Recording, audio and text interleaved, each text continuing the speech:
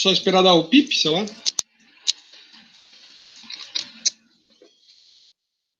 Aliás, já está gravando. Então tá, boa noite, pessoal, né? Sejam todos bem-vindos. Nosso encontro de hoje a gente vai falar sobre a análise fundamentalista, dando continuidade ao nosso encontro. Então, esse material que eu estou trazendo para vocês é de treinamento da própria B3, né? Então, ele foi desenvolvido e o que eu trabalhei nesses encontros com a turma foi justamente seguir a questão da trilha do conhecimento oferecido pela própria B3, né? Então, assim, eu segui uma lógica para que vocês tivessem todo o conhecimento e absorvessem da melhor forma possível. Por isso que a gente foi trabalhando até que depois a gente vai para opções e swaps, né? Beleza.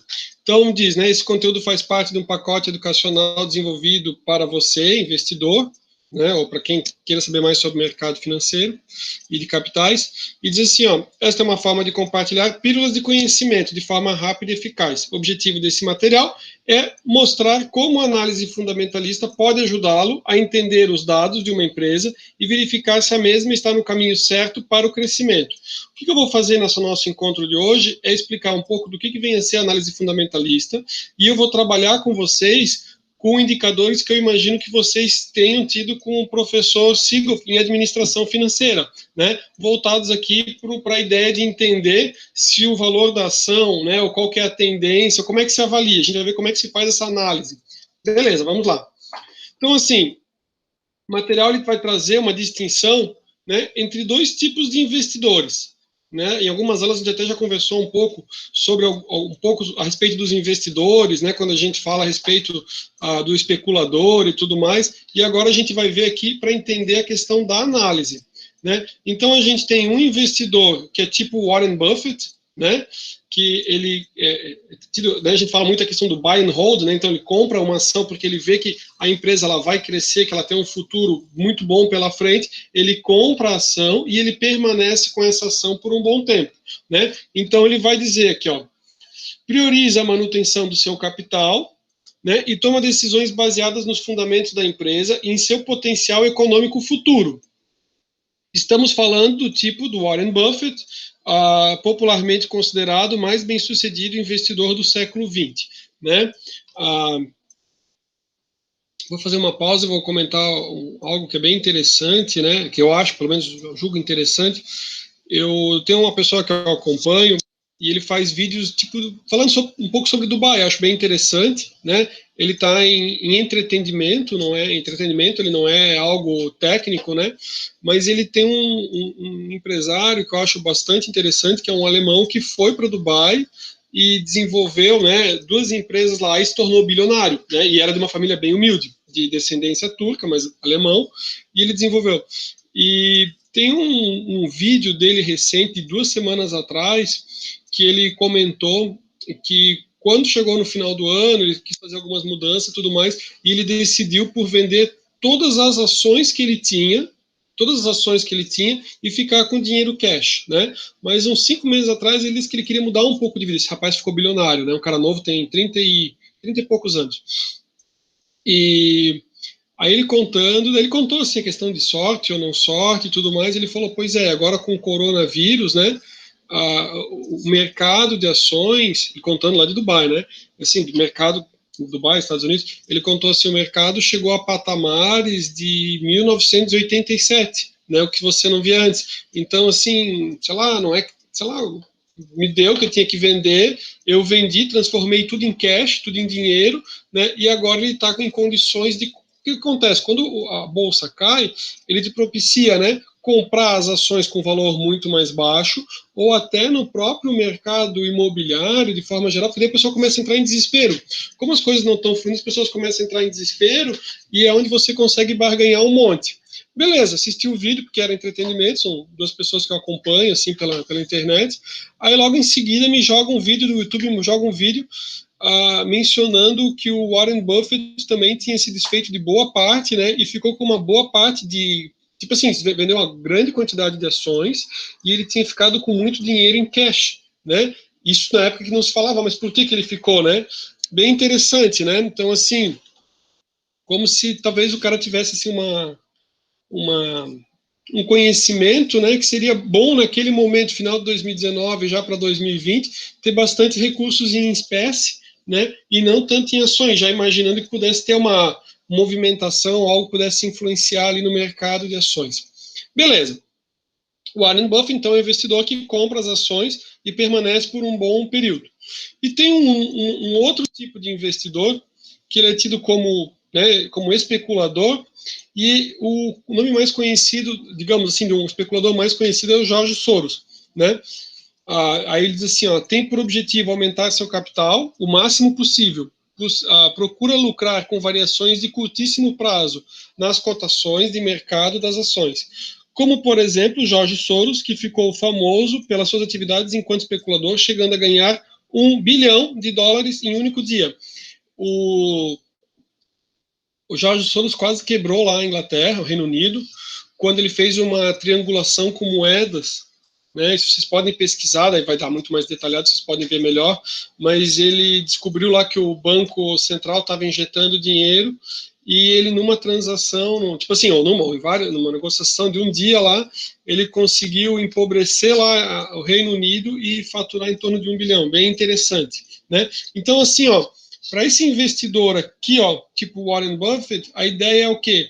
Eu analiso o mercado, eu analiso a empresa, né? E eu verifico o potencial que ela tem no futuro. Para esse investidor aqui, que é o Jorge Soros, ou tipo assim, para esse estilo, né, que é a ideia do especulador, não importa se o valor da ação está alto, se o valor da ação está baixo, né, ou tipo assim, em relação ao resultado financeiro. A ideia, o que, que é? Eu analisar, como a gente até vai falar, a ideia da análise, né, a análise gráfica, é justamente eu analisar os gráficos, as cotações das ações, e se eu verificar que ela tem uma tendência de alta, eu vou comprar ela. Por quê? Porque eu não vou comprar pensando lá no futuro como é que vai ser o resultado. Significa assim, se eu puder ganhar em, sei lá, em 1 hora, em meia hora lá, ou em 5 minutos das transações, que ela der uma alta e eu vender, eu faço o negócio, tá? Não é pensando no futuro da empresa em si, é questão do mercado. Os dois são interessantes para o mercado de ações, tá? O especulador ele vai trazer liquidez, porque ele vai comprar, vender, e o investidor também é interessante, né? Então os dois são interessantes para o mercado de ações. Então ele traz aqui a distinção entre os dois, né? Tipo no estilo do Warren Buffett, né? Espera o retorno no longo prazo, acredita na empresa, né? Ele vai comprar porque ele acredita na empresa, ele aguarda os ciclos econômicos, ele fica exposto aos riscos do negócio, né? Porque ele compra e permanece. A rentabilidade depende do sucesso das empresas escolhidas. Então, assim, compra as ações pensando justamente, né, no retorno que ele vai ter com elas. A gente viu em outras aulas que o retorno vai ser o quê, né?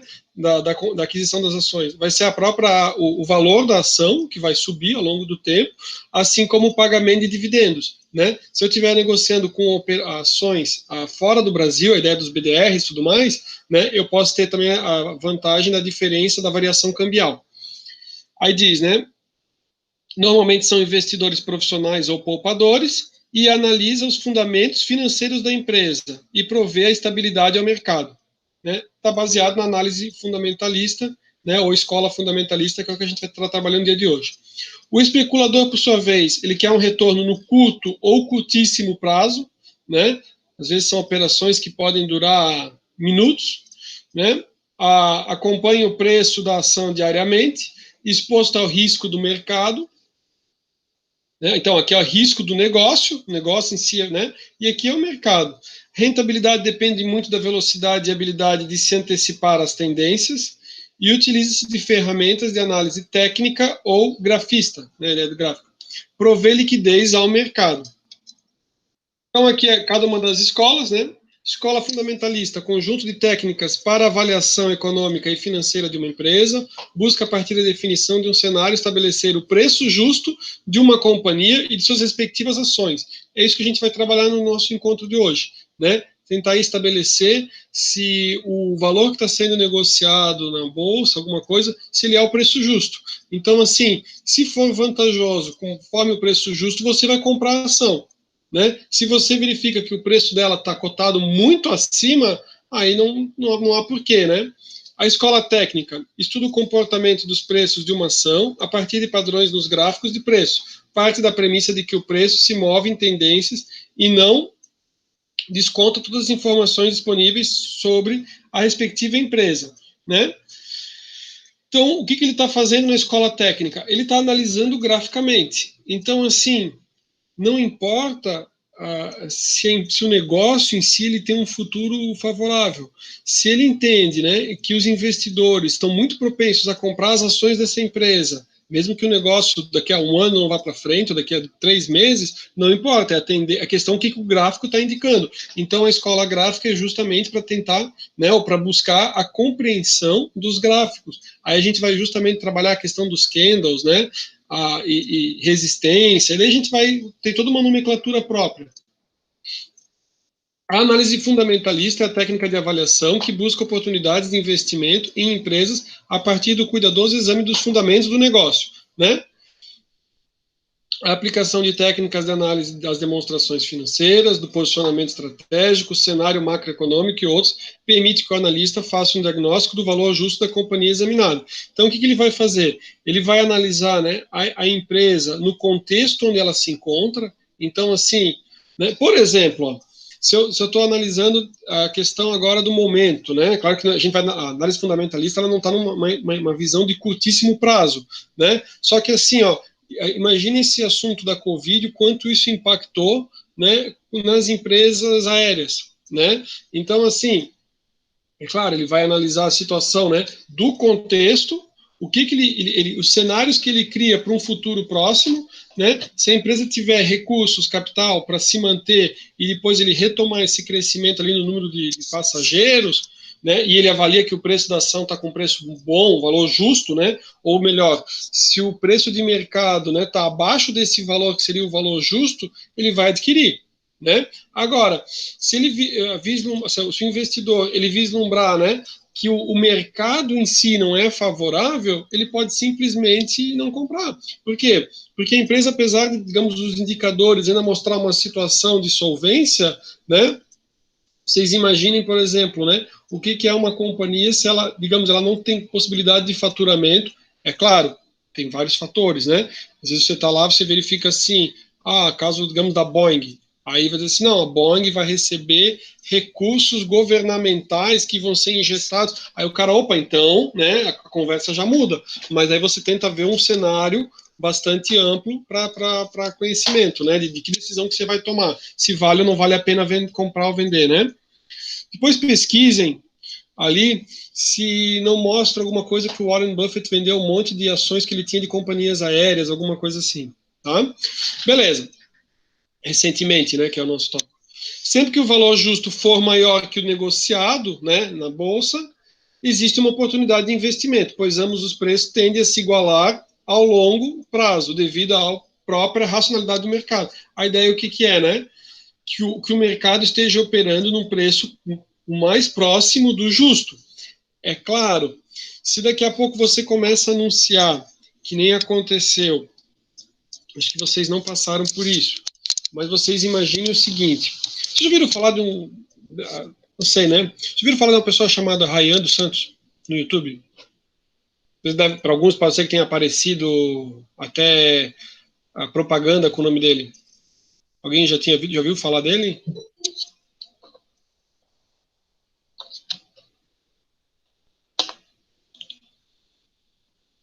Maria disse que não, Felipe também não.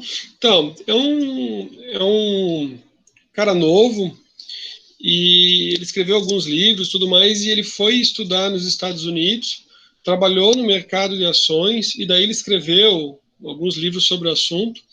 E ele faz assim algumas críticas ali ao mercado de capitais. É claro que ele investe no mercado de capitais, ele tem conta, né, na corretora. Mas ele falou assim, ó, que se a pessoa não tem conhecimento, não teria como a pessoa investir. E daí ele faz várias considerações bem interessantes a respeito aqui ao mercado de capitais. Tá? Depois eu comento mais alguma coisa, mas só queria saber se vocês têm conhecimento ali dele ou não. Vamos adiante. Para ter uma visão integrada do negócio dentro da economia e conseguir analisar a estratégia que a empresa usa para ser bem-sucedida, a análise fundamentalista passa por 4 etapas. Então, assim, ó, não adianta eu simplesmente analisar, né, a questão da empresa em si. Então, a ideia que ele vai trazer é assim, ó, eu trabalho tipo top-down, né? Ele vai explicar mais adiante, mas eu olho a economia de uma forma mais ampla, aí a análise financeira, né? Múltiplos, e daí o preço justo da ação, né? Então eu vou, digamos, do maior para o menor, como se fosse ideia de dedução, né?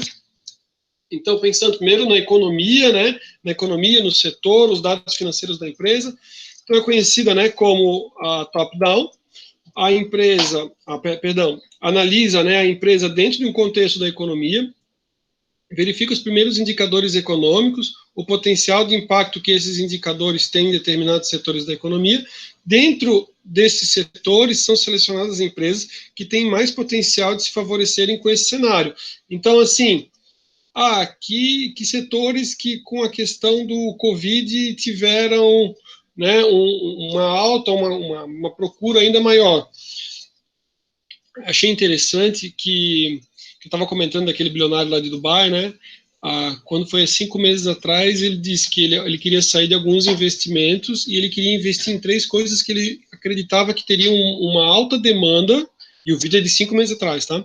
Que teria uma alta demanda para os próximos meses. E ele disse assim, ó, os setores são a saúde, e que vai depender também de uma flexibilidade na regulamentação que hoje existe, né? E um alto desenvolvimento em tecnologia. Aí ele disse assim, a saúde, a educação, que a educação a gente viu que teve também todas as alterações, a gente está tendo aula online agora, né? E a logística, né? Então, se a gente for ver, olha só como, sim, coisas bobas, simples, assim, de pouco tempo, mas olha como a questão do Covid impactou, né, na questão, assim, do funcionamento do restaurante, atendimento por delivery, quem não estava fazendo delivery começou a fazer, né, você não tem um atendimento presencial, agora começa a ter, a questão da saúde está em alta, super alta, né, todo mundo trabalhando e pesquisando, ou com outras precauções, inclusive, aí cada dia que liga a televisão, é uma tristeza, que daí cada vez fica mostrando novas máscaras e não sei o que, todo mundo trabalhando, tudo em função ali disso, né? Mas não quero falar tanto do Covid, porque isso a gente já tem bastante na televisão. Mas a gente não consegue escapar, né? Beleza. Então, na análise top-down, né, é lá da economia, setor, empresa, então do maior para o menor. Aí, na questão da econômica, né, tem uma série de fatores econômicos envolvidos, né? Então, dentre eles, né, a elevação da inflação, né, a elevação dos juros, desvalorização da moeda, aumento do risco político, né, e como é que isso pode influenciar na economia como um todo. Não sei, Felipe, se foi realizado algum estudo nesse sentido. Saberias me dizer? Pode falar, até para a gente conversar um pouco, fazer um pouco mais dialogado. Professor, Oi. então, até eu tava refletindo agora sobre isso, né? A Sim, respeito, né? Porque, querendo ou não, teve uma alta muito grande, né? sim, Porque a migração de restaurantes, até eu tava andando na Brava, né? Esse final de semana, sim. assim, tem bastante assim, retire seu pedido, tipo, entregamos, querendo ou não, grande maioria dos restaurantes estão fazendo isso, né? Em Não sei. Blumenau tem vários locais que eles não permitem você pegar no balcão. Então, tipo assim, vou até posso dizer, tipo o chefe Valdemar. O chefe Valdemar sempre foi delivery. Aí o chefe Valdemar aqui de Blumenau disse, não, você não pode pegar no balcão, tem que utilizar, porque sempre podia pegar no balcão, né? Mas não, você tem que utilizar o serviço do motoboy. E vários outros locais que, digamos, que até não entregavam, eles têm daí cada vez mais, tipo assim, incentivado ou tentado trabalhar junto com a ideia tipo do iFood, por exemplo. Eu não sei se vocês viram, eu não sei qual que é o canal, mas tem um canal bem interessante, tipo no YouTube, que era um que eu já conhecia porque ele era relacionado a alguma coisa do conhecimento. E ele traz informação a respeito dos treasures, né, da ideia dos títulos públicos norte-americanos e do Fed colocando dinheiro no mercado e as taxas baixando, né? Então, o que que acontece? Se a gente for pensar, sim, ó, tem algumas empresas, deixa eu só ver o que que a A Luana escreveu, até algumas empresas de produtos que utilizam trabalho, que tem loja física, mesmo com a liberação, só estão fazendo entrega. Então, teve uma mudança bem grande. Eu não sei como é que foi ali em Balneário, mas eu posso dizer aqui para o Blumenau. Aqui em Blumenau, sabe o que eles fizeram? Em Blumenau tem as lojas... Em Blumenau, no shopping, tem as lojas que tem os chocolates, né? E com a Páscoa, eles não iam vender nada. Então, assim, tava lá a loja tipo Cacau Show no shopping, né? E sem possibilidade, ou sem possibilidade de reabertura da loja, não teria como vender. Eu não sei se eles fizeram em outras localidades, mas aqui eles fizeram, eu vi, que era assim, ó, eles fizeram como, imaginem tipo um drive-thru do McDonald's, só que eles fizeram com ovos de Páscoa.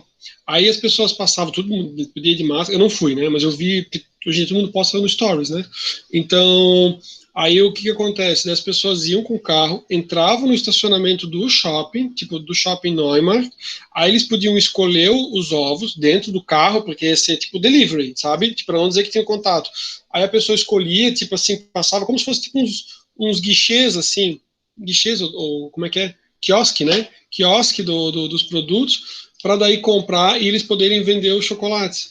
E eu até vi assim que tinha bastante movimento ali. Deixa eu ver o que a Luana escreveu, acabou de sair o decreto. Isso. Eu vi, não sei se vocês viram também, eu vi um de Itapema, que acho que é a partir de amanhã já, se eu não me engano, as academias e tudo, que eles iam abrir. E daí parece que o governador, não sei se era do decreto, que eu acho que era, não sei se era lá naquele site leis municipais, e dizia que era Itapema. Eu não sei se é um decreto só municipal de Itapema, se outros municípios também fizeram, ou se é o decreto estadual também que decidiu, então, abrir. É porque, assim, realmente não faz sentido, né? Tava caminhando, por exemplo, com meu filho. Aí, tipo, todo mundo protegido de máscara, mas, tipo assim, as ruas lotadas, porque o pessoal voltou a trabalhar, todo mundo se amontoando na fila da Receita Federal, todo mundo se amontoando na fila da Caixa, mas ninguém pode entrar no shopping, que talvez ia ficar até mais distante, né? A Luana disse que é estadual, legal, então, né? Então, graças a Deus vai abrir, porque eu já estava preocupado, que, né, imagina quantas pessoas trabalham, né, em shoppings, em restaurantes, é bastante gente. Né? Que daí, tipo assim, o restaurante tá funcionando, tá, mas o garçom, muitos garçons trabalhavam como freelancer e não tinham renda. Eu vou ver qual que é o link, ou ver se eu até coloco o link para vocês, tá? Vocês não tem que ver, não é tipo científico como verdade absoluta, mas é bem interessante, ele falando sobre o mercado dos Estados Unidos e com o assunto do coronavírus, o quanto que foi injetado de dinheiro.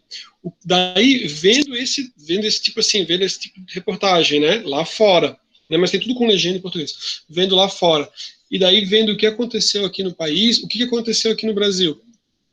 Falaram do coronavírus, né, e dar dinheiro para os estados liberando para construir unidades de atendimento, né, os espaços para ter respiradores e tudo mais, dinheiro a rodo, né. Antes se falava que não tinha dinheiro para a saúde, não tinha dinheiro para nada, mas dando dinheiro a rodo. Como é que esse dinheiro a rodo está sendo, como é que se trabalha com isso, né? São os títulos públicos, né? O que tem acontecido lá fora, nos Estados Unidos? Os Estados Unidos, eles têm também feito emissão de muitos títulos para ter recursos, só que o receio é o seguinte, ó, o receio é que nesse período, né, eles não têm tido tanta adesão, as pessoas não aderem, eles já estão com taxas bem baixas. Então, como é que você faz para que você tenha pessoas tendo interesse de investir nos títulos? Você aumenta as taxas, né? Por exemplo, se a gente for pensar aqui no Brasil, seria assim, pô, se ninguém tem interesse, está todo mundo preocupado, está todo mundo tirando dinheiro, e eu preciso fazer novos títulos, eu preciso emitir novos títulos para uma Covid, por exemplo, ou uma outra coisa, eu aumento a taxa Selic, eu vou dar um retorno, né, eu aumento o retorno esperado para esse investidor que investe em títulos públicos, aí ele vai voltar a investir. Só que a grande preocupação é o seguinte, se a economia estiver debilitada e fraca e não está andando, quando você abaixa os juros, você estimula a produção. Quando você sobe novamente os juros, você desestimula. Então a preocupação é assim, passar por um momento desses, emissão de títulos, né, aumenta a taxa Selic justamente para tentar que tenha uma aderência das pessoas aos títulos, e daí você aumenta os juros.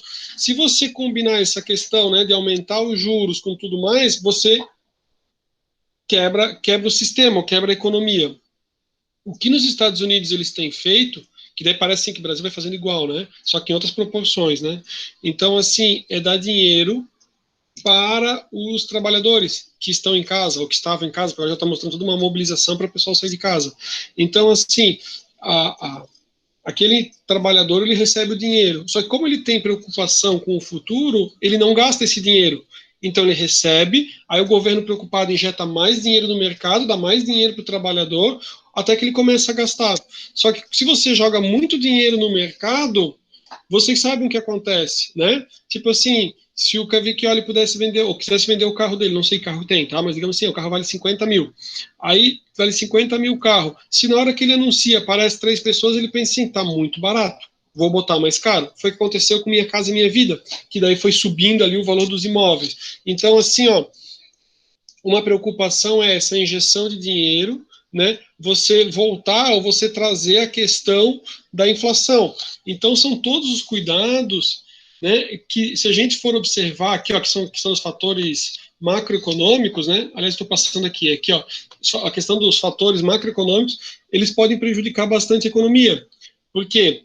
Eu levo demais os juros e eu não tenho uma economia funcionando, né? Eu não consigo gerar emprego e daí eu vou deixando, digamos assim, os trabalhadores numa situação ainda mais desconfortável.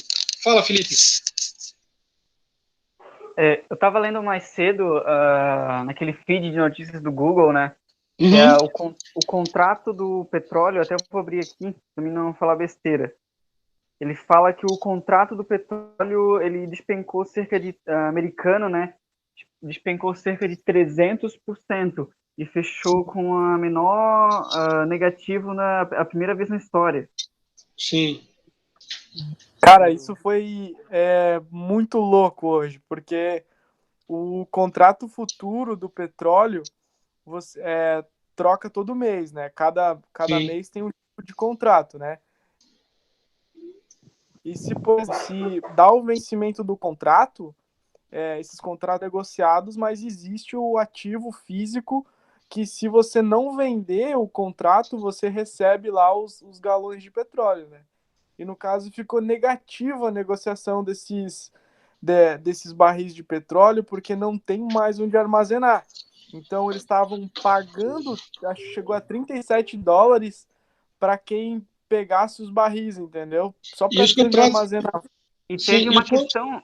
e os contratos futuros também tem aquele esquema que eu acabei não comentando na aula passada, que geralmente eles vencem na terceira semana e a pessoa tinha que exercer o direito até sexta, não era isso, Pedro?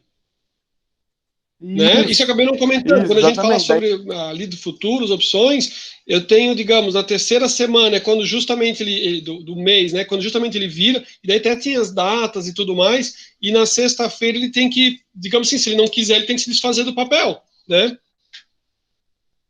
Isso, é tipo, aqui o contrato futuro é uma maneira de precificar o ativo, negociar e tudo mais, fazer hedge. Sim. Só que se você deixar vencer e tá na tua mão, eles vão te entregar. Isso o pessoal até estava comentando na mesa hoje que aconteceu já de uma vez o cliente exercer, né, o contrato e gerou uma confusão, assim, né? Até engraçado a situação, né? Tipo, o cara tá negociando o contrato de boi gordo, onde é que eles vão entregar 400 cabeças de gado lá? É engraçado, assim. Sim, Louco, mas no contrato ali dá para colocar só a questão financeira, né? Que isso foi o que a gente comentou na aula passada, foi nosso assunto da aula passada, até senti tua falta, Pedro, que ia ser bacana também ter a tua participação, que daí o pessoal tá afiado, o pessoal tá afiado aí no assunto. E até teve uma questão... Semana passada eu tava meio mal, tava meio zoado. Não, tranquilo também, não tô te cobrando, só tô comentando. Sim, mas o assunto é muito bom, eu acho muito maneiro. Sim. Alguém comentou também, além do Felipe, alguém ia falar alguma coisa daí? Professor, só deixa eu concluir ali o pensamento ali do petróleo. Até Isso. o Pedro comentou a respeito de sair do $37, né, Pedro?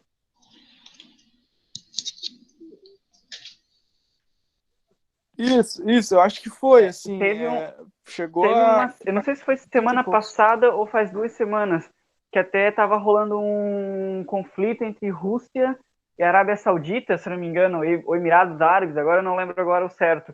Eles fecharam meio que Sim. colocaram um ponto final na batalha ali do caso do petróleo, né? Essas questões ali, por baixar a produção, né? Teve algo assim. Isso, Vocês, eles estavam meio que combinando. A Arábia Saudita entrou em consenso em diminuir, acho que em 10 milhões de barris a produção de petróleo, Sim, né? sim. Por causa que enfim, tá jogando os preços tudo lá embaixo, né? Mas eu acho que ainda não teve um fim, assim, nesse conflito. Agora é que eles estão amenizando a situação toda. e vocês viram que eles estão trabalhando com a legislação, até aparece em relação aqui a projetos aqui no Brasil, para que daqui a alguns, acho que vai levar um bom tempo ainda, né? Mas eles querem acabar com os veículos movidos a combustão, a petróleo, e que sejam todos veículos elétricos, inclusive dependendo dos países que nem Paris, a França e tudo mais, eles querem inclusive que haja, digamos assim, num primeiro momento é só a produção dos veículos elétricos e depois eles vão vedar a circulação dos veículos que são, digamos, movidos a gasolina, diesel, né? Então é uma. Uhum. Então você tem, digamos assim, localidades que se desenvolveram muito forte por causa do recurso com o petróleo, né? E vocês sabem que teve toda uma disputa territorial, né? Por exemplo, assim, deu problema lá no Haiti, né? O Haiti tinha petróleo? Não, ninguém deu bola, né? Não sei. Não, tipo assim, ficou lá as moscas, o pessoal veio, né, passou bastante dificuldade. E alguns países, que nem a gente vê, né, lá a região do Iraque, ah, aí vai, né? Você tem toda uma disputa ali pelo petróleo, né? Então, por isso você tem lá o governo também americano que estava sempre acompanhando, né? E tudo mais. Mas bem legal, bem bacana o nosso assunto. Sim. Pessoal, mais alguma coisa ali que estavam comentando? Não. O que mais que vocês viram de notícias ali? O que vocês acham agora que vai ser o nosso próximo passo agora com a questão da Covid? Tomara que agora volte tudo, que nem teve o decreto ali estadual, parece que a Luana viu. E daí a gente volta ali a economia como um todo, né? Operando aí a todo vapor, ou pelo menos retomando, né? Para não ficar numa situação aí de. Eu não sei se vocês acessaram, eu recentemente, hoje eu pensei assim, vou abrir meu LinkedIn, ver se tem alguma novidade, mas eu fico assim só acompanhando, né? Aí abri o LinkedIn, aí abri tipo no feed de mensagens, assim, na hora do almoço, né? Aí o feed de mensagens era assim, trabalhava na empresa, mas fui despedido, estou buscando recolocação. Tá, beleza, desci subi ou desci, depende de como é que a pessoa interpreta ali, né? Fui rolando ali a página, aí mais outro, pensei, meu Deus, tá todo mundo pedindo recolocação. Eu pensei, vou fechar isso aqui, dá até um medo aqui, né? E foi isso. Professor, a minha opinião, assim, ó, eu acho que a gente vai se expor a uma segunda onda muito forte, né? Mas qualquer atitude agora, deixar mais rígido o lockdown ou flexibilizar, qualquer uma das duas vai oferecer um risco gigantesco, né? Sim, sim. Que é a Então, preocupação em assim, relação à saúde ou à economia, ou os dois, e tentar achar um equilíbrio, né? exato, assim, o que me deixa mais otimista é saber que as pessoas estão mobilizadas e conscientes, né? Sim. Sobre a questão da saúde, né? A questão do vírus em si ser muito fácil de pegar e de contaminação, assim, de espalhar, né? Então Uhum. isso deixa mais tranquilo para quando, no momento agora que o governador vai flexibilizar tudo essa semana, vai abrir shopping, vai abrir restaurante, as pessoas, tipo assim, não, beleza, agora a gente está se arriscando, então vou tomar o dobro de cuidado. Eu acho que se tiver dessa forma, vai ser complicado, mas não vai ser tão ruim. Essa é a minha Sim. visão. Eu acho que não volta a 100%. Assim, em termos, por exemplo, um outro dia fui no restaurante aqui que é Blumenau Dom Pepone, né? Aí eu conversei com o proprietário, conheço o proprietário, daí fui lá para buscar comida. Aí ele falou para mim assim, eu até pensei, tipo, em abrir tal data, quando ainda se imaginava que talvez eles pudessem logo retomar as atividades, né, já faz um tempinho. Aí ele falou assim, só que eu nem sei, por exemplo, assim, ó, se eu abrisse nessa situação, acho que foi tipo, foi acho que um pouquinho antes da Páscoa, eu acho. Tipo assim, se ele, ou logo depois, se ele abrisse naquele momento, tipo assim, ó, as pessoas mesmo assim não iriam. Então o que acontece? Ele chamaria toda a equipe, botaria a equipe para trabalhar, só que mesmo assim muita gente está com receio, né? E em muitos locais que você vai, assim, as pessoas até ficam meio receosas de se atende, se não te atende, se como é que como se atende, né? Então eu acho que tipo assim, ó, mesmo com isso, quem trabalha, por exemplo, com bar, restaurante e tudo mais, ainda vai sentir por um bom, assim, pelo menos não vai retomar agora todo mundo indo no barzinho e tudo mais, né, que nem a Luana colocou, todo mundo mais consciência, com máscara e tudo mais, mas, tipo assim, se a pessoa tiver meio assim, ele já não vai, ele acaba encomendando, mas ele acaba não indo no restaurante. Até uma Oi, coisa... Belfi, Exatamente. Opa. deixa, eu só vou comentar, eu vejo assim pelo Sim. comércio, eu trabalho no comércio aqui em Balneário Camboriú. Nós reabrimos na segunda-feira, semana passada, e assim, realmente, as pessoas estão bem temerosas, é claro que tem muita gente que respeita, quem finge que respeita, mas em questão de fluxo e de envolvimento, assim, se não fosse pelas redes sociais, assim, se dependesse do fluxo de rua, não daria. Sim. Uma coisa que eu observei, que eu fui, se eu não me engano, acho que sábado de manhã, aqui no centro de Itajaí, andando assim ali pelo centro, tipo ali na Ercílio Luz, não sei se o professor conhece. Sim. Então, assim, ó, eu vi assim, ó, 50-50 a questão do uso de máscaras. Tinha assim, ó, bastante pessoas Sim. com máscara e outras sem.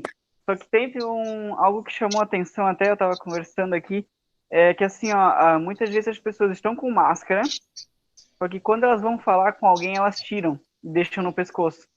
Sim, tem uns que botam para Querendo, proteger o queixo, daí depois bota, daí... querendo assim, ó, eu acredito, Sim, não funciona, né? Não vai funcionar sim, desse jeito. A máscara, principalmente, ela é para evitar a contaminação por gotículas de saliva, né? Que sim. podem, tipo, ainda mais com quem está conversando perto. Mas tu vê bastante assim, ó, até a questão da Beira-Rio, em Itajaí, que é um lugar bem movimentado, assim, ó, tinha bastante gente dando de bike, passeando com cachorro, skate. E assim, ó, lógico, tem pessoas que tipo, usam máscara, só que grande maioria ali tava sem máscara, assim. Bem. Agora eles estão buscando impor a utilização de máscara para entrar nos estabelecimentos, né? Blumenau disse que a partir de hoje, eu não cheguei depois aí em nenhum local, né? Mas, por exemplo, assim, digamos que eu vou no supermercado, parece que eu sou obrigado a utilizar a máscara para entrar no supermercado. Semana passada, acho que ainda estava meio que na regra de transição, eu vi que tinha mensagem, fiquei na dúvida se entrava ou não entrava, eu estava sem máscara, né?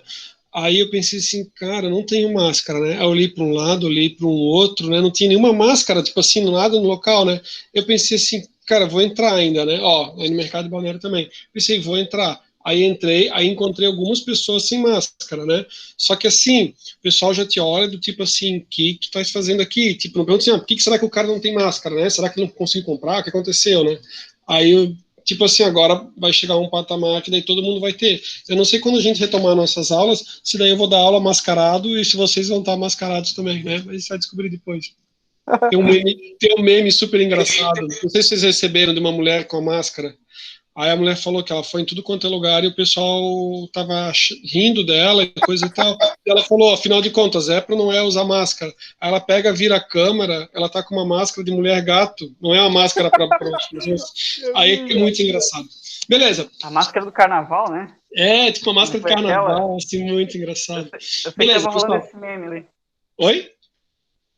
Eu sei que tava rolando esse meme que a moça tava com a máscara de Sim. carnaval no meio da rua. Sim, não, é bem legal, bem legal. Ó, vamos voltar ali pra gente. Deixa eu puxar aqui vocês de volta, aqui para nossa tela. Então tá, então a gente está falando sobre a análise fundamentalista, né? A ideia lá da compreensão dos fatores macroeconômicos, e daí aqui ele vai trazer alguns pontos, né? Pontos a serem considerados em uma análise econômica. Né? O que eu fiz? Eu trouxe de cada um deles, então eu vou detalhando, né? Então ele traz aqui, ó, a questão da política fiscal, cambial e monetária a ser analisada, né? Então, uma desvalorização do real pode elevar o custo da moeda nacional de uma importadora, diminuindo assim o seu lucro. Então, o que acontece? Conforme, né, tiver situação fiscal ou cambial, monetária, situações assim, ó, onde o Brasil precise de dólares, né? Então, ele vai trabalhar na questão do câmbio. Ou também, numa situação onde talvez exista uma quantidade muito grande de importação e ele está com o câmbio, né, muito valorizado, então o custo do Brasil já é um custo elevado, ele não consegue exportar, ele acaba fazendo essas alterações no câmbio, né? E como é que também ele consegue trabalhar, né? Com os impostos de importação e exportação. Vocês sabem que vocês tiveram aula de direito tributário, você é um recurso que você tem, né, do chefe do executivo da União lá, ele trabalhar com a questão do imposto de importação e de exportação para favorecer ou desfavorecer, né, uma determinada atividade. Aqui eu cuidei para não falar que é a questão da balança comercial. A própria balança comercial vai fazer com que ele trabalhe aqui na questão, né, cambial. Então, dependendo da situação, ele está com uma balança desfavorável, ele desvaloriza, né, o real, transforma nosso país mais competitivo, ou seja, né, com $1 o cara consegue comprar uma quantidade muito maior, torna nossas exportações mais atrativas. Por um lado é bom para a empresa que está exportando, então se você estiver adquirindo, né, ou se você visualiza na economia que a sua empresa é uma baita empresa exportadora, beleza. Agora, se é uma empresa que depende, né, de fornecedores ou de insumos que vêm de fora, ou ela precisa de equipamentos, esses equipamentos vêm, parte desses equipamentos vêm todos de fora, isso vai impactar na empresa, né? E daí a ideia de desenvolvimento de cenários para verificar se você acha que é vantajoso ou não. Questão do PIB da inflação, né? A ideia do produto interno bruto da inflação, aí que diz, né, como a inflação destrói o poder de compra da inflação, um cenário de inflação em alta também pode comprometer o faturamento de companhias que atuam no varejo. A ideia o que é? Imagine, né, a gente falou na aula passada, quando a gente trabalhou a respeito de previdência privada, que eu falei depois no finalzinho sobre previdência privada, que o que acontece, né? É só a gente pensar o seguinte, a gente tem um pequeno acréscimo ali na remuneração do salário do empregado, só que ao mesmo tempo diversos custos são repassados, né, nos produtos. Então, assim, aquele empregado ele tem uma redução do poder de compra, né? Ainda soma tudo isso, né, com o imposto de renda ali, que a alíquota digamos ali, as faixas ali dos valores ali para as alíquotas do imposto de renda não se alteram, então vai fazendo com que ele perca o poder de compra. Então a inflação, né, se você tem uma inflação alta e aquele salário dele não é reajustado da mesma forma, vai fazer o quê? Vai fazer que, com o passar do tempo, o cara perca o poder de compra. Então, quem trabalha, por exemplo, com os varejistas e tudo mais, acabem tendo, né, uma diminuição ali das vendas, né? Não estou falando do caso do desespero que o pessoal passava, que se vocês forem pesquisar vídeos antigos e tudo mais, né, o pessoal, ou comentar com algum tio, né, alguma pessoa, pai, ou se o pai não for, né, mas alguém mais velho, até o avô, dependendo, que daí o pessoal, já nem sei porque o pessoal é tão novinho, que daí o pessoal conta, né, que recebia o salário, gastava todo o salário, porque se não gastasse, aquela inflação ia comendo o poder de compra da pessoa. Nível de atividade econômica na indústria, comércio e serviços também, né? Da inflação, Pedro, tu acha? Para empresário, sim, sempre foi. Mas para empregado, não sei, não vivenciei assim como empregado. Quer dizer, vivencio hoje em dia, né? Ó, sei lá, né? O Pedro falou que era brincadeira. O que eu me recordo é assim, Pedro, eu fiz 4.1 agora, né? Triste, a idade é triste. Fiz 4.1. O que eu me recordo era, né, do período de inflação, a família era de empresário. Então, o preço, por exemplo, de uma diária do hotel era em dólar, né? Se você pegar lá a entrevista do Rogério Rosa, da Embraed, ele fala assim, um apartamento custava $50 mil, né? Ou seja, cara, fazia chuva, fazia sol, tinha inflação, tinha demônio, o preço do apartamento era em dólar. o preço da diária do hotel era em dólar. Então, assim, o dólar disparou, não sei o quê, o cara tinha como parâmetro. Por quê? Porque não tinha como ter como parâmetro a moeda da época, né? Porque a moeda... Eu não vivenciei na situação de estar empregado, porque depois, quando eu comecei a trabalhar, não sou tão velho, né? A gente já tinha a dita estabilidade da moeda. Mas o que eu posso dizer para vocês, quando a gente foi falar sobre previdência privada, eu tive um material que eu tinha feito para a turma de 2019. E o material era 2018, né? Ó, aquelas faixas do imposto de renda, 2018. Aí eu também estava pesquisando sobre outras coisas e tudo mais. Aí o cara falou assim: olha, há muito tempo que a remuneração, né, ali que, digamos, as alíquotas de imposto de renda, até chegar lá do 7,5, 15, 27,5, aquelas faixas não são alteradas. Então, o que acontece? Eu me recordo o seguinte, ó, em 1997, quando eu fiz 18 anos, a gente trocou um Tempra por um Palio daquele 1.6, 16 válvulas, né? Primeiro eu achava que o carro não era tão legal, depois achei empolgante, assim, acabei a gente comprando um carro daquele. Aí eu comprei o carro veio com defeito no marcador de combustível, e abasteci o carro com R$33, sei lá, era 50 litros, e rodava com o carro. Só que como eu tinha um carro com tanque maior, eu comprei o Paliozinho, e acendeu a luz de emergência, o marcador marcava 1/4, até que eu fiquei parado na BR umas 5 horas da manhã, tipo, indo para trabalhar em Blumenau, tava na praia, fui trabalhar, fiquei na BR.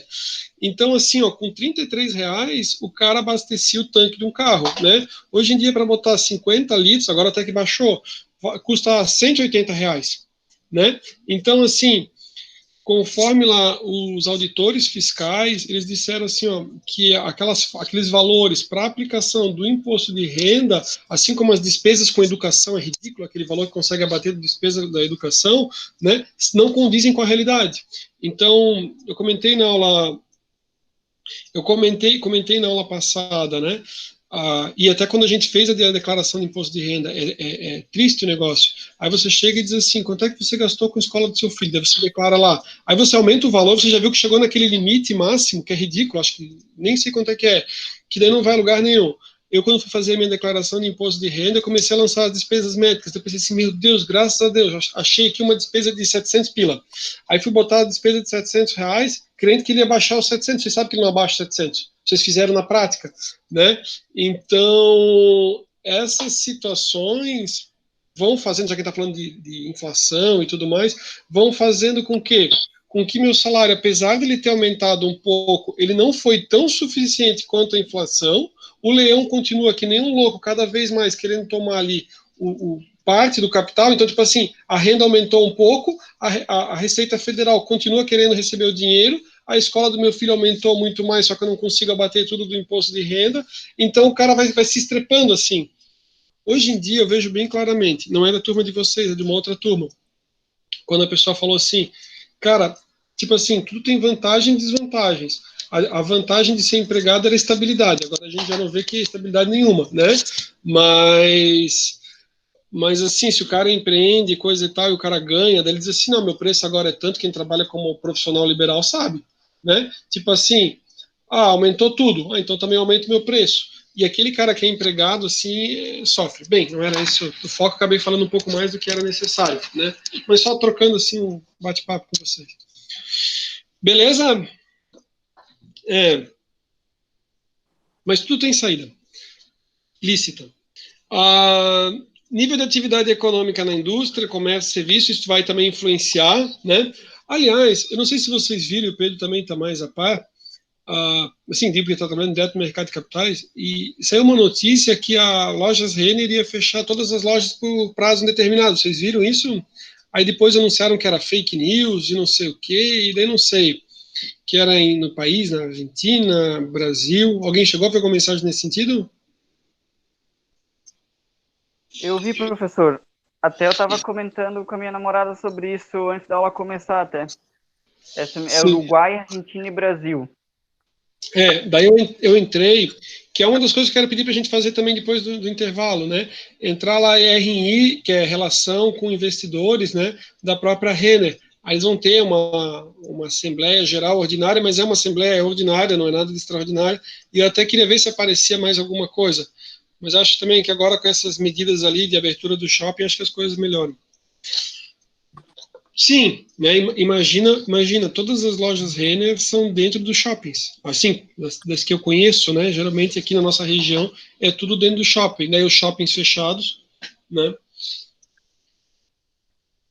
Beleza, então, taxa de desemprego, crescimento da massa real de salários, a gente acabou comentando um pouco sobre isso já, e o nível de endividamento do país. Então, assim, se o cara está altamente endividado, né, com algumas alterações, mesmo assim o cara não, né, a empresa, o funcionário não consegue gastar, isso ele vai analisando, né, verifica como um todo a questão do endividamento, a gente fala do endividamento do país, e não das pessoas, desculpa, do endividamento do país, vai fazer com que o país gaste muito, que é o que acontece no nosso país, né? Ele tem que gastar muito, digamos, para manter a máquina funcionando, né, com o pessoal, com os que já estão aposentados, ou com o mecanismo que está, sem poder ter recursos para fazer novos investimentos. Então, eu agora estou estudando muito sobre direito tributário, né? Então, eu peguei várias situações que vai acompanhando, e o autor ele vai trazendo ali, o livro é de 2019, então ele vai trazendo algumas situações, quanto que era o PIB, quanto que era e quanto que o governo atual tinha realmente para fazer de investimentos e quanto já estava comprometido com as dívidas, né? E daí você vê, assim, que o percentual, digamos, livre para ele fazer novos investimentos é baixo. Por isso, quando você passa, assim, vê as estradas, assim, em frangalhos. Beleza. Falamos ali sobre a análise, né? Top-down, e agora a gente falou sobre a questão econômica ali, né? E aqui a análise financeira, né? Tipo bottom-up, que é de baixo para cima, né? É a análise dos indicadores financeiros da empresa e verifica como é feita a administração e como está a qualidade de gestão da empresa. O índice mede a relação entre contas e grupos de contas das demonstrações financeiras e visa, né? Tem por objetivo e finalidade evidenciar determinado aspecto da situação econômica ou financeira da empresa. Então, como aqui a gente está analisando, né, para comprar e permanecer com as ações, aqui é identificar a situação da empresa, né, frente ao mercado, com as empresas concorrentes, e ver se ela está dentro de uma média, né, do que é tido como uma média como aceita. Cada setor ele tem diferença aqui nos indicadores. Então, por exemplo, empresas do ramo têxtil, eles têm alguns tipos de liquidez, né, diferentes de empresa petroquímica. Tem até posso botar depois a imagem ali, mostrando assim uma média que eles trouxeram em livros, né, do quanto seria o índice de liquidez para cada setor. Então, quando é para fazer análise, você analisa em relação assim à empresa que você quer naquele setor. Não tem como você analisar, por exemplo, assim uma empresa têxtil com uma empresa petroquímica ou uma varejista com uma de um setor completamente diferente. A ideia qual que é? É claro, você vai analisar qual setor que é mais interessante, né? Mas dentro das empresas, daí você faz um comparativo entre elas. Se alguém queria comentar alguma coisa, que eu escutei o barulho do microfone. Beleza. Em relação aos índices, né? Eu acho que vocês tiveram com o professor Seagold, então eu vou comentar um pouco sobre os índices, e um exercício que eu trouxe para que a gente fizesse hoje, que é uma coisa bem simples, é só porque assim, às vezes pode surgir alguma dúvida na hora de aplicar o indicador, né? Então, assim, ó, dos indicadores, né, os principais indicadores, aí eu tenho, né, canto esquerdo, assim, ó, análise dos índices, né, econômicos financeiros, um dos indicadores é a questão do índice de liquidez, né, serve justamente para avaliar a capacidade de pagamento da empresa, né, identifica se a empresa terá condições de honrar com folga seus compromissos financeiros. Então, eu tenho aqui, né, ele traz como sugestão o índice de liquidez corrente, que é justamente, né, a capacidade da empresa, né, de cumprir com as suas obrigações, né, durante aquele período, digamos, a liquidez corrente ao longo do ano, né, então, assim, quanto que ela, de recursos que ela tem lá no ativo circulante, né, para honrar com as suas obrigações de curto prazo, né, no passivo circulante. E o indicador ele vai fazer a divisão de um pelo outro. Então, por exemplo, se eu encontrar um indicador que dê 1.2, né, a mesma coisa se fosse assim, ó, 120 dividido por 100, e encontrasse 1.2, significa que eu tenho R$1,20 para cada R$1 de obrigação a curto prazo. Dos indicadores, ele traz outros tipos de indicadores aqui, né, a liquidez seca, que a liquidez seca o que é? é como se fosse o ativo circulante dividido pelo passivo circulante, só que eu vou subtrair, né, o que eu tenho lá na empresa de estoques. Então, eu vou subtrair os estoques, que a ideia é entender o quê? Sim, porque a empresa às vezes pode ter uma mercadoria que ela consta lá no estoque, só que na hora de vender não é tão fácil de vender. É aquilo que é chamado de encalhe, são mercadorias que apesar de estar lá no estoque, tipo, se a empresa precisar realmente do recurso, ela não consegue fazer. Então, outro índice de liquidez é a liquidez seca, né? E eu tenho a liquidez geral, que ela vai ver, né, tanto as informações, tanto no curto quanto no longo prazo, né? Quanto de recursos que eu tenho, tanto no curto e no longo prazo, para honrar compromissos tanto no curto quanto no longo prazo. Essa é a liquidez geral, né? Num material que eu trouxe para vocês, eu trago também a ideia da liquidez imediata, que deve considerar só o disponível dividido pelo passivo circulante. Outros tipos de indicadores, né, relacionados ao endividamento. Então, ele traz aqui a fórmula para o endividamento geral, né, que ele quer saber, ó, do passivo circulante mais exigível a longo prazo sobre o patrimônio líquido, quanto que é o meu endividamento. E ele traz outros tipos de endividamento, né, endividamento aqui, ó, oneroso e líquido, né. Também, muitas vezes, você, na questão do endividamento, você verifica assim, ó, qual que é a proporção entre, né, digamos assim, ó, as dívidas de curto prazo em relação às de longo prazo, né? Então, você verifica assim, ó, do meu endividamento, né, quanto corresponde a curto prazo, justamente para o investidor ele ter o conhecimento, né, de quanto que a empresa precisa ter para honrar as dívidas de curto prazo. Outros tipos de indicadores. Indicador de margem, né? São indicadores usados para medir a eficiência da administração. Então, o que ele faz? Ele identifica, por exemplo, né, qual foi a margem bruta, qual foi o meu lucro bruto em relação à minha receita. Ou seja, se eu tenho uma receita de tanto, né, quanto realmente é o meu lucro bruto. E assim eu posso fazer, né, a mesma coisa, a margem líquida, considerando daí o meu lucro líquido, né? E ali a imagem EBIT, que vem a ideia também da EBITDA, né? EBIT é Earnings Before Interest and Taxes, né? Que é antes dos juros e das taxas ali. Aqui não tem o EBITDA, tem a questão da depreciação e amortização, né? Acrescidos. E aqui o EBIT é o retorno que a pessoa tem antes, né? Dos juros e do imposto. Índices de rentabilidade, né? Então aqui rentabilidade do patrimônio líquido, que é a ideia do ROI, né, que é vindo da sigla em inglês, Return on Equity, que é do patrimônio líquido, e ele traz rentabilidade sobre o ativo total. Como sugestões aqui nesse material, que nem eu falei para vocês, é um material que a B3 desenvolveu para, digamos, capacitar ou treinar o investidor, ou para o investidor analisar, numa análise fundamentalista, se vale a pena ou não fazer o investimento.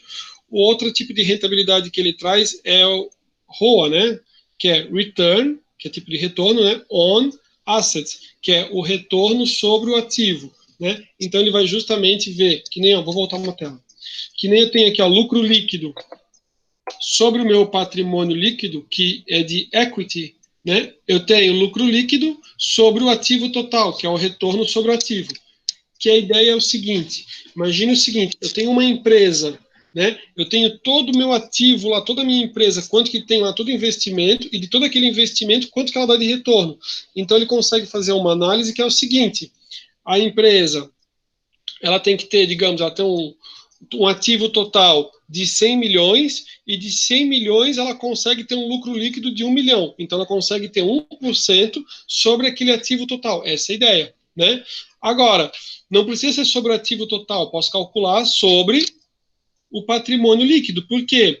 Porque eu posso utilizar de empréstimos e financiamentos para alavancar meu negócio, né? Então, meu patrimônio líquido ele pode ser um patrimônio pequeno, meu, né, patrimônio líquido, pensando assim, o capital social do sócio, tudo mais, né? Eu tenho mais ali lucros, tudo mais, mas enfim, eu posso ter um patrimônio líquido vamos pensar assim, ó, eu tenho um ativo total de 10 milhões, só que o meu patrimônio líquido é de 2 milhões. E desses 2 milhões, eu consigo ter 1 milhão de lucro líquido. Já pensou que legal? Hã? Você tem investimento de 2 milhões e a cada ano você consegue ter um lucro líquido de 1 milhão, né? Apesar de que seria um retorno sobre o ativo total de 10%. né? Mas aqui eu praticamente consigo ganhar 50% se eu considerar o patrimônio líquido. Então, são algumas análises, né, que daí podem ser feitas, bem interessantes. Tem os indicadores de giro, que é justamente para analisar a eficiência da empresa, né, para administrar o capital de giro. Então, eu tenho o giro do ativo, que eu justamente consigo ver quantas vezes, né, as minhas vendas superam o ativo total, né, quantas vezes eu giro o ativo com o meu volume de vendas, e eu posso trabalhar a questão dos prazos. Essa questão aqui dos prazos é justamente para mim analisar como é que a empresa, né, administra o seu capital de giro. Lembram disso? Vocês trabalharam na época do colégio? Na disciplina do professor Seagoff, do ciclo de caixa, ciclo operacional, lembram disso? Sim, né? Que bom. Eu não vou pedir em vários momentos para vocês fazerem, eu vou só trazer umas contas para a gente fazer aqui, e aqui a gente está só relembrando, tá? É só para que a gente tenha da ideia da análise fundamentalista. Valeu, Evan. E daí eu tenho, né, a análise por múltiplos, ou análise relativa. O que vem a ser? Os múltiplos são indicadores de mercado, muitos usados, para comparação analítica entre empresas. Os múltiplos levam em consideração a cotação das empresas listadas na Bolsa e partem do princípio lógico de que as empresas de ativos semelhantes deveriam ter preços e múltiplos semelhantes. Normalmente, a abordagem dos múltiplos é muito útil quando existe uma diversidade de empresas que é possível comparar, e dados confiáveis relativos ao mesmo setor também possui como vantagem a simplicidade, né? Verifica-se se a empresa está valorizada nesse exato momento. Então, aqui eu tenho algumas análises que podem ser feitas, né? Como, por exemplo, ele traz o lucro por ação. O que ele faz? Ele pega o lucro líquido e divide pelo total de ações. Então, lucro líquido dividido pelo total de ações que eu tenho na empresa, eu acho o lucro por ação. Uma outra forma, né, eu posso descobrir a questão, né, a VPA, ou seja, valor patrimonial da ação, representa a divisão do patrimônio líquido da empresa pelo seu total de ações. Então, eu peguei o lucro líquido, aqui eu peguei o valor do patrimônio, né, líquido pelo total de ações. E daí eu faço uma comparação entre elas. O índice preço pelo lucro mede quantas vezes o valor de mercado de uma empresa é maior que o seu lucro anual, né? Então, eu consigo ver, por exemplo, quanto é que está sendo negociado o preço da ação e qual que é o lucro que dá por ação, né? Com isso, eu consigo também ver quanto tempo vai levar para aquela ação se pagar.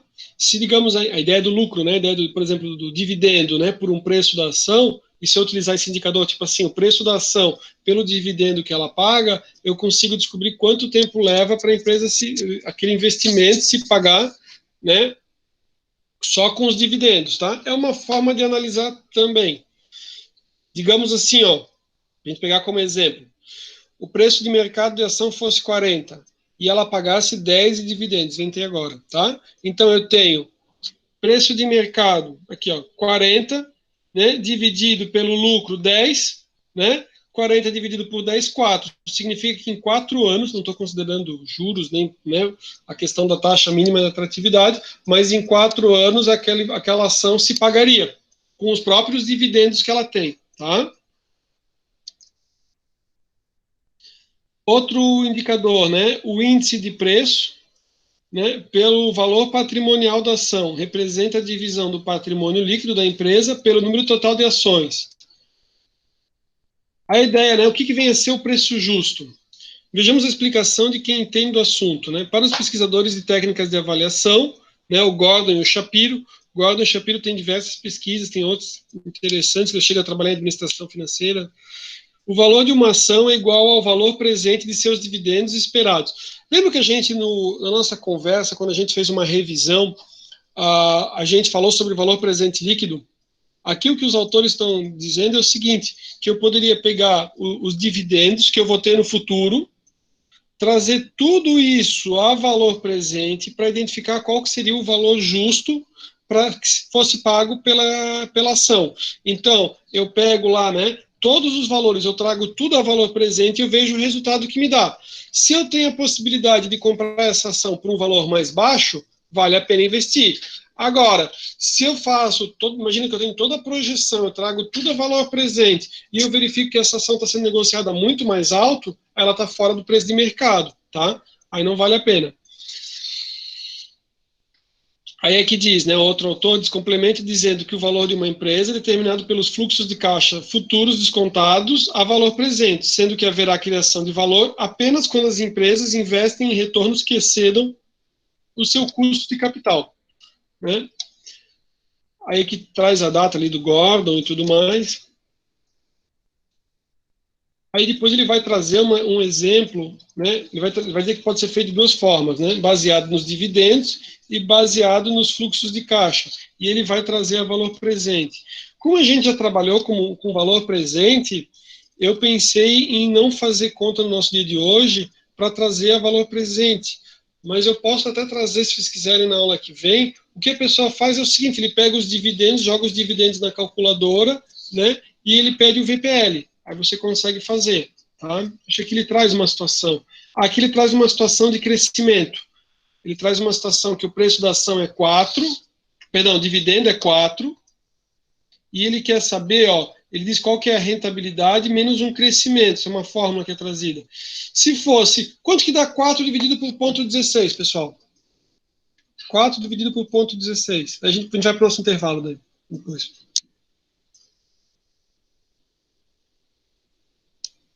25. Só que o que ele diz? Ele diz assim, ó, como a empresa está num crescimento constante, ele tira esse crescimento, ou seja, o valor da ação vale mais. Então seria 0,16% ao ano, só que como os dividendos vão crescer aqui uma taxa de 6%, ele desconta, né, os 6%. Então fica 0,16 menos 0,06. Fica 4 dividido por 0,10. Então, aquilo que a princípio, né, se eu estivesse considerando uma taxa de retorno de 16, ele passa a ser com o crescimento dividido por 0,10. Então, o valor ali seria, né, de R$40 por cada a cada ação. Se a empresa tiver 1 milhão de ações, essa empresa valeria, com essa base desse cálculo, o valor da empresa seria de 40 milhões. Beleza? A gente vai fazer nosso intervalo, são 8h15 agora. Depois a gente vai comentar, ainda tem alguns slides, a parte do exercício eu não vou passar, e a gente vamos retornar 8h32. Aí a gente retorna e conversa mais um pouco, mas eu quero também entrar ali em relação com investidores para mostrar como é que as próprias empresas apresentam para vocês ali os dados, os indicadores ali para quem busca investir, é bem interessante, tá bom? Bom intervalo, 8h32 a gente volta. Um abraço, pessoal.